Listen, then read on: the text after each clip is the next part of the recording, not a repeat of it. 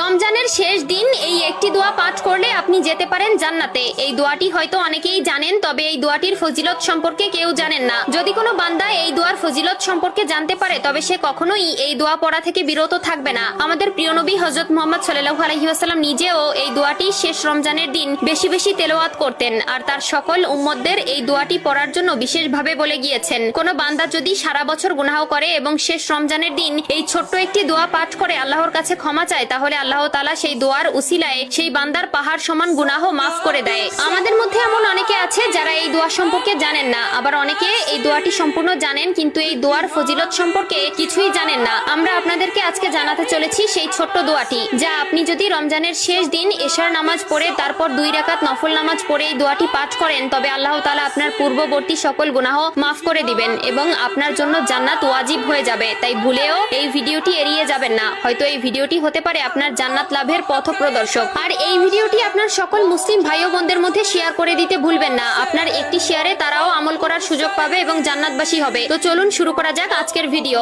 আমরা তো জান্নাতে যাওয়ার জন্য কত কিছুই না করে থাকি, 5 ওয়াক্ত নামাজ আদায় করা, সামর্থ্য থাকলে হজ করা, দান সদকা করা, আরো অনেক কিছু। তবে এসবের পাশাপাশি কোনো বান্দা যদি এই ছোট্ট দোয়াটি রমজান মাসে রমজানের শেষ দিন এশার নামাজ পড়ে পাঠ করে তবে তার জন্য জান্নাত ওয়াজিব হয়ে যাবে। আমাদের প্রিয় নবী হযরত মুহাম্মদ সাল্লাল্লাহু আলাইহি ওয়াসাল্লাম নিজে প্রত্যেক রমজানের শেষ দিন এই দোয়াটি কয়েকশো বার পাঠ করতেন। দোয়াটিকে অনেকে সাইয়্যিদুল ইস্তিগফার নামে বেশি চিনেন। দোয়াটি হলো আল্লাহুম্মা আনতা রব্বি লা ইলাহা